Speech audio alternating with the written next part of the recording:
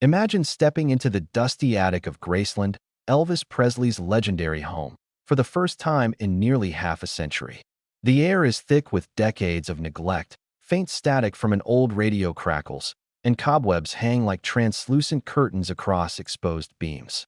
For 48 years, no human foot has entered this hidden chamber, its doorway sealed behind a heavy wooden door once believed lost to time. Today, historians, archivists, and die-hard fans gather, their flashlights slicing through the gloom, hearts pounding with anticipation. What secrets would this sacred space reveal? Early reports hinted at rare memorabilia, prototype audio tapes, and undelivered fan letters long thought destroyed. Some whispered of experimental recordings where Elvis improvised lyrics that no one else ever heard. Others claimed the attic housed personal diaries scribbled in the king's own hand, revealing his unfiltered thoughts on fame, fortune, and personal demons. But as the beams of light finally swept the cluttered floorboards, the true discoveries proved far more astonishing. Layer upon layer of unmarked cardboard boxes spilled open to reveal gowns Elvis never wore, jackets embroidered with costumes from later tours, and custom-made jewelry still glinting beneath dust motes. Vintage microphones and half-finished B-movie scripts lay stacked alongside guitar cases that never felt the touch of chords. Yet the most shocking find wasn't material wealth, but living creatures frozen in time in an unexpected display in one corner. Researchers found an ornate birdcage sealed shut, containing two exotic parrots whose feathers still boasted vibrant hues despite decades of dehydration. Preserved in a meticulously crafted gelatin solution, these parrots appeared almost lifelike, their glassy eyes unblinking. A handwritten note from the king's private physician detailed daily feeding schedules and notes on their unusual dietary needs. According to the doctor's scrawl, Presley had commissioned a team to preserve these birds in a pioneering cryogenic experiment, an idea so avant-garde it bordered on science fiction, but that was only the beginning. Tucked behind a stack of tarnished silver platters lay a small wooden crate stamped with the words "Private Musings." Inside, a collection of voice-activated cylinders contained spoken-word recordings of Elvis reading bedtime stories to family members, but in each take he slipped into a soft, confessional tone. One cylinder revealed his reflections on mortality, his whispered fears about life after the stage, and a haunting admission: "I sometimes wonder who I am when the music stops." As the initial shock gave way to raw emotion, even the most stoic archivists found themselves swallowed by nostalgia. These living artifacts, both animal and human, transcended music history and entered the realm of personal legacy. What had begun as a routine preservation project morphed into an existential excavation. In that forgotten attic, every item, every whisper of the past, challenged our understanding of Elvis Presley not just as a performer, but as a man grappling with legacy and mortality in the shadows of fame. This unveiling marks the beginning of a journey deeper than any fan could imagine. Truly unforgettable moment. With tremors of excitement still coursing through the group, the crew ventured into a deeper vault hidden behind a camouflaged oak panel at the attic's far end. A single dented latch held firm against time, its rusted edges whispering of forgotten promises and concealed truths.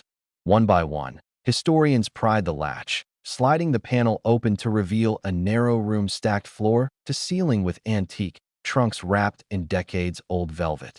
Inside, the silhouettes of mannequins frozen in time stared back at them, draped in gold-embroidered jumpsuits and rhinestone-studded capes Elvis had worn during glamorous Las Vegas performances. Their crystal eyes caught every flicker of light, casting an eerie glow that sent shivers down spines. Dust motes danced in narrow beams of afternoon sun, illuminating a macabre surprise. Several modest sarcophagi, carved from cypress wood, their lids etched with Presley family crests and enigmatic glyphs. Conservators froze as they realized these miniature coffins housed personal mementos and hand-painted porcelain figurines of Elvis, each item labeled with dates that matched critical milestones in his career. But the truly shocking discovery lay in the room's center. A glass-encased capsule containing what appeared to be an unrecognizable humanoid figure.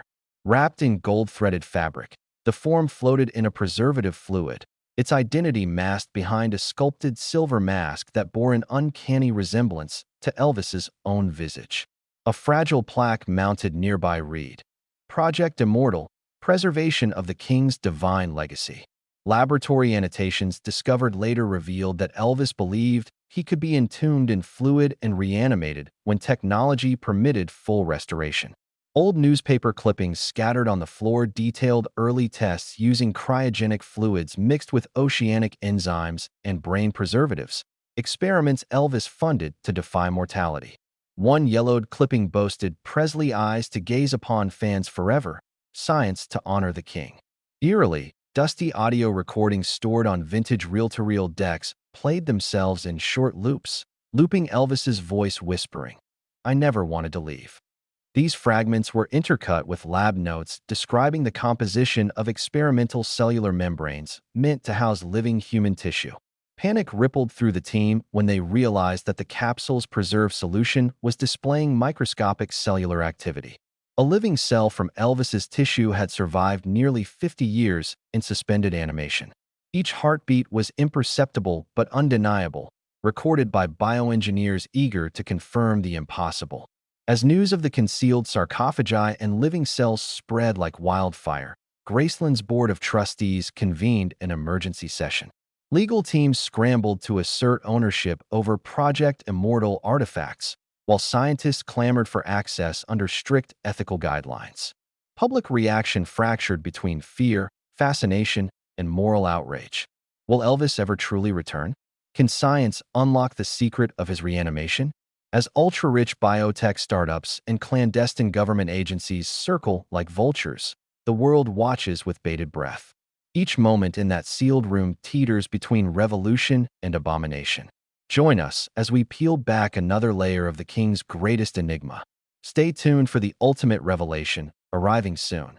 Scientists working under crimson emergency lights convened in Graceland's subterranean lab, their faces etched with disbelief as advanced electron microscopes revealed patterns no one dared hope to see.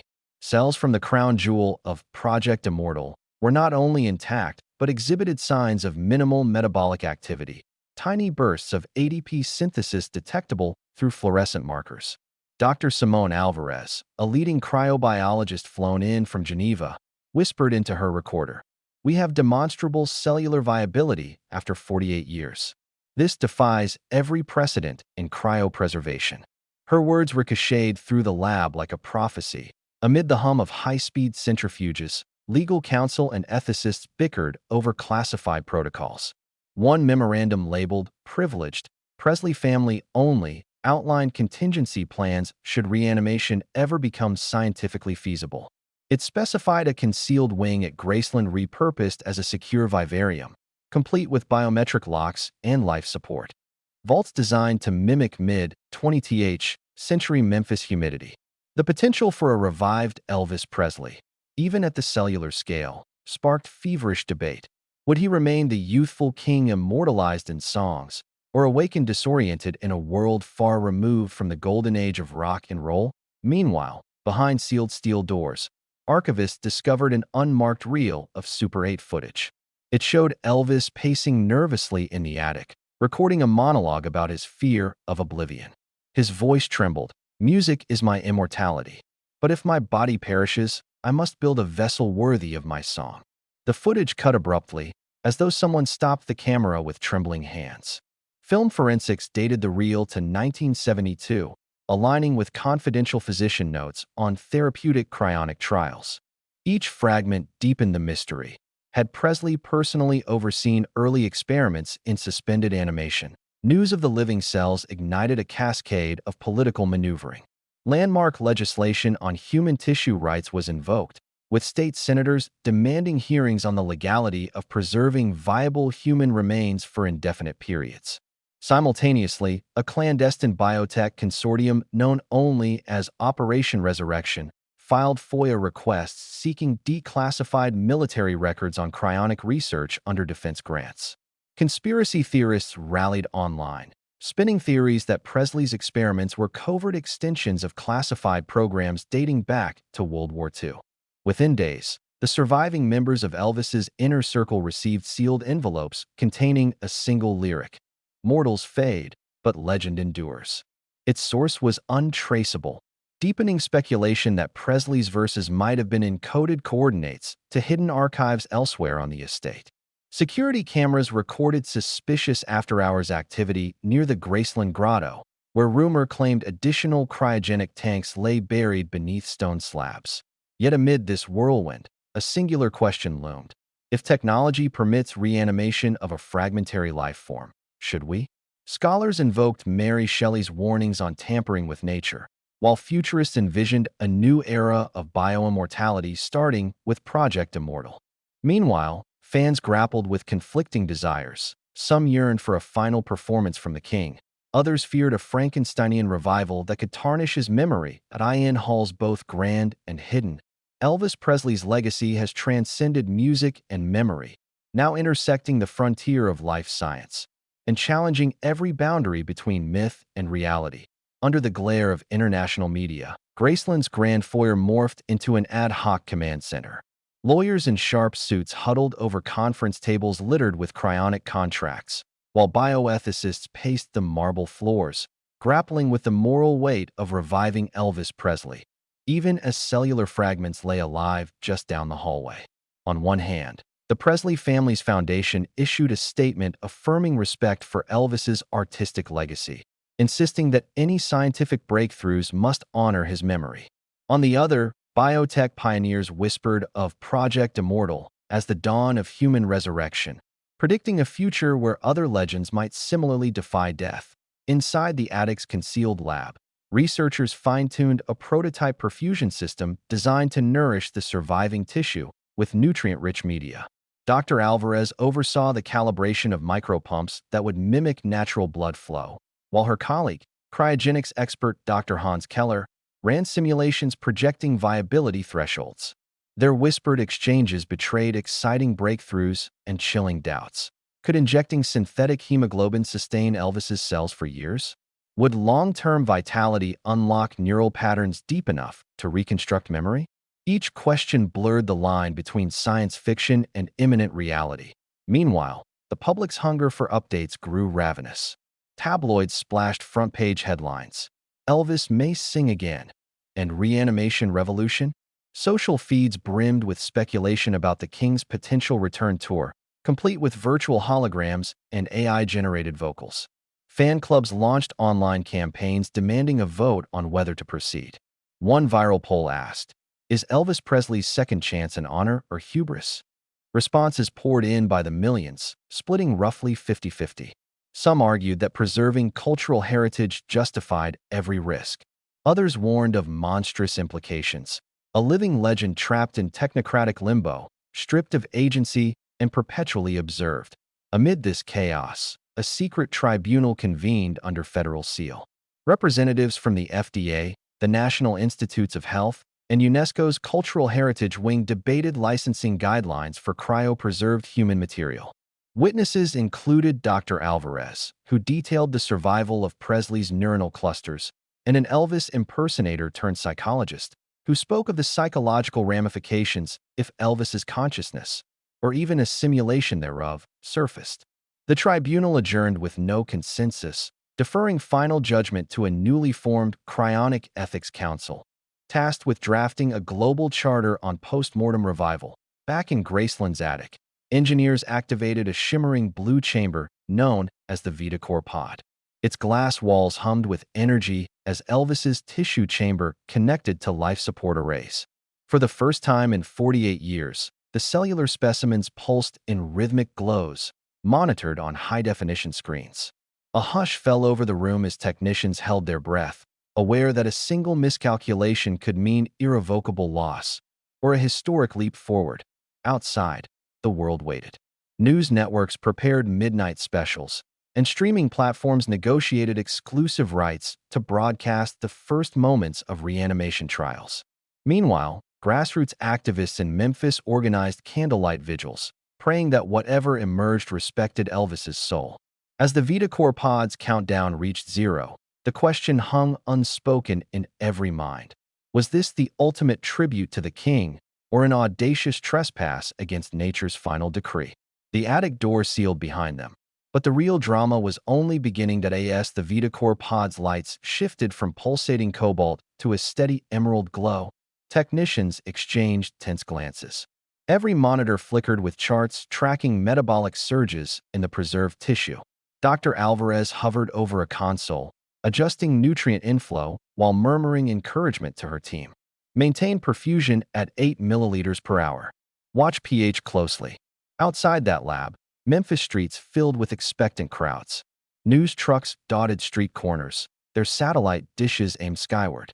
Hashtags like hashtag Elvis Returns and hashtag Cryonic King flooded social media, propelling speculation into the stratosphere. Would the king's cells simply stabilize, or did they hold spark enough to reignite a living form of his brilliance? Inside the attic's translucent chamber, electrodes gently probed the tissue block. A waveform appeared on the neural activity scanner, tiny spikes that mirrored the rhythmic patterns of a human brain's resting state. Dr. Keller brushed a hand across his brow. "We're seeing baseline EEG signatures," he whispered, voice cracking. If those signals held, it meant more than cellular survival. It hinted that neurons once belonging to Elvis Presley might still whisper fragments of memory. At that revelation, onlookers gasped. Some wept. Memories of Heartbreak Hotel and Jailhouse Rock mingled with awe at this unprecedented fusion of biology and celebrity. Meanwhile, the legal arena heated up. Emergency motions filed at Tennessee District Court sought injunctions preventing any further manipulation of the tissue without explicit family consent. Proponents argued that allowing a full reanimation trial could breach state laws on human remains, corporate patents, and intellectual property rights tied to Elvis's likeness. Opponents, led by biotech investors eager for groundbreaking patents, cited the Presley estate's earlier non-binding letter of intent that had hinted at scientific exploration of Project Immortal. Judges faced an impossible choice: uphold the sanctity of human dignity or risk stifling innovation that could redefine life extension itself. Across the ocean, UNESCO cultural delegates issued a statement urging restraint, reminding the world that resurrecting a cultural icon risked violating personal legacy and historical context. In Vienna, film historians lamented the prospect of turning the king into a lab specimen, while ethicists in London published open letters warning of a slippery slope that might treat human remains as commodities. Yet tabloid sensationalism drowned out nuance. Morning radio hosts gushed about Elvis's potential setlist post-revival, and late-night comics riffed on the king performing medleys from the afterlife. The line between reverence and ridicule blurred. Within the VitaCore pod room, the final stage of the trial began, a controlled temperature drop toward physiological norms, a gradual ramp down from cryonic stasis into simulated body warmth. A hush fell as systems pivoted. Then, in one synchronized moment, the pod's biofeedback alarms chimed. Acidity stabilized, oxygen saturation spiked, and that waveform, Elvis's neural echo, rose in amplitude. For an instant, the world held its breath. The impossible had crossed a threshold, a legendary figure's fragmented essence trembling on the cusp of reawakening. Today, we stand at history's crossroads. The king's cells have survived half a century of dormancy and now pulse with the faint promise of life. Yet questions remain. Will this tissue ever coalesce into consciousness? Should we dare to breathe life into a legend bound by time and memory? As clock hands inch toward midnight, one truth looms brighter than any spotlight. Humanity's greatest performances may yet unfold not on stage, but in the quiet heart of a lab, where past and future converge. At sunrise, Graceland's gates reopened to a world irrevocably changed. Satellite feeds showed crowds gathering along Elvis Presley Boulevard, their faces lit by screens broadcasting the VitaCore pod's final readouts. Inside the sealed lab, technicians stood by as the Cryonic Ethics Council delivered its ruling via secure livestream. Reanimation trials must pause indefinitely. The council cited global consensus on human dignity, asserting that the king must remain at rest. With that decree, the pod systems automatically reverted to cryonic suspension, preserving Elvis's cells under strict oversight, but ending hopes of an imminent revival. A collective sigh rippled through the scientific team, relief for some, heartbreak for others. Outside, reactions spanned fervor to fury. Biotech firms lamented what they called a historic stall on bioinnovation, while civil rights advocates applauded the decision as protection against treating human remains like laboratory specimens. Fans unfurled banners reading, "Long live the King," "Rest in peace," and "Science overstepped its bounds." In Memphis, candlelight vigils honored the moment. Musicians played "Can't Help Falling in Love," and choirs echoed the refrain, "Love Me Tender," beneath the rising sun. Yet beneath the tender tributes lay a quiet question. Had humanity narrowly averted triumph or tragedy? Legal battles that once teetered now settled into protracted negotiations. The Presley estate and MGM successors agreed to delegate custody of Project Immortal artifacts to a joint trust, ensuring academic access for future generations under agreed ethical guidelines. Meanwhile, a coalition of universities received permission to study the preserved tissue under stringent protocols, but only if their work remained confidential and non-human subjects approved.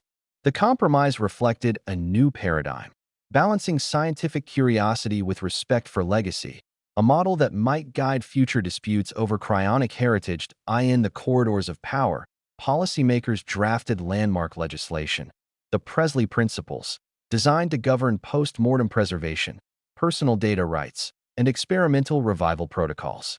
If ratified, they would become the first international standards for cryonics. UNESCO praised the draft as a visionary framework, while bioethicists hailed it as a triumph of moral imagination. Many saw Elvis's cells not as an end in themselves, but as catalysts prompting society to confront questions of mortality, memory, and what it means to be human. Amid these sweeping changes, art and scholarship also found inspiration. Museums curated exhibits on music, memory, and mortality, showcasing artifacts from Project Immortal alongside lyrics and personal effects.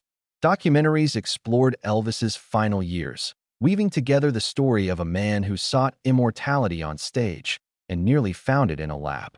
Academics published essays on the cultural impact of reanimation ethics, using Presley's case as a lens for debates on technology's limits. And perhaps most poignantly, Elvis's surviving relatives issued a simple statement: "Our father gave the world music that lives on. Now, we let him rest in peace." Their words cut through sensational headlines and scientific ambitions, reminding a curious world that some legends belong more to memory than to living flesh. So ends the extraordinary saga of Elvis Presley's forgotten attic and the cells that almost defied time. In the interplay of fame, science, and ethics, we glimpsed both human aspiration and hubris. The King's final chapter closes not with a roar from Las Vegas, but with the hushed accord of consensus. Some doors are meant to remain closed, preserving myth's power more potently than any revival ever could.